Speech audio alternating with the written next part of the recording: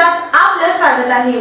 राज्य उत्पादन शुल्क विभागाने शनिवारी सकाळच्या सुमारास बार्शी तालुक्यातील बाथंबरे तांडा येथील हातभट्टी दारू निर्मिती अड्ड्यावर छापा टाकून कारवाई केली। सविस्तर वृत्त असे की राज्य उत्पादन शुल्क विभागाकडून लोकसभा निवडणुकीच्या पार्श्वभूमीवर जिल्हाभरात अवैध दारू विरुद्ध छापासत्र सुरू आहे। त्याच अनुषंगाने शनिवारी राज्य उत्पादन शुल्क विभागाच्या अधिकारी व कर्मचाऱ्यांनी बार्शी तालुक्यातील बाथंबरे तांडा या ठिकाणी सकाळच्या सुमारास अचानकपणे धाड टाकून सुरू असलेला हातभट्टी दारू निर्मिती उद्ध्वस्त केलाय। या कारवाईत विभागाने 100 लिटर हातभट्टी दारू व 11,500 लिटर गुळ मिश्रित रसायन जागेवरच नाश केले। या कारवाईत बाथंबरे तांडा या ठिकाणी मोठ्या प्रमाणावर सुरू असलेल्या हातभट्टी अड्ड्यावर लोखंडी पत्र्यांचा वापर करून आयताकार टाकी बनवून गुळ मिश्रित रसायनापासून हातभट्टी दारूची निर्मिती सुरू असल्याचे आढळून आले।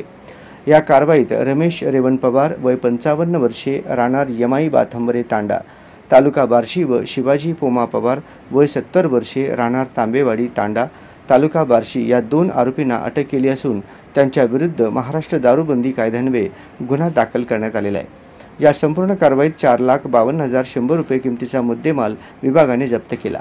ही कारवाई राज्य उत्पादन शुल्क विभागाचे अधीक्षक नितीन धार्मिक यांच्या मार्गदर्शनाखाली उपाधीक्षक संजय पाटील, निरीक्षक नंदकुमार जाधव, सुनील कदम, अशोक कटकम, दुय्यम निरीक्षक सुखदेव सिद्ध, मानसी वाघ, समाधान शेळके, सहाय्यक दुय्यम निरीक्षक गजानन होळकर, जवान अनिल पांढरे, अशोक माळी, अण्णा करचे, वसंत राठोड, योगीराज तोग्गी, शोएब बेगमपुरे, आनंदराव दशवंत, वाहन चालक रशीद शेख यांच्या पथकाने पार पाडली।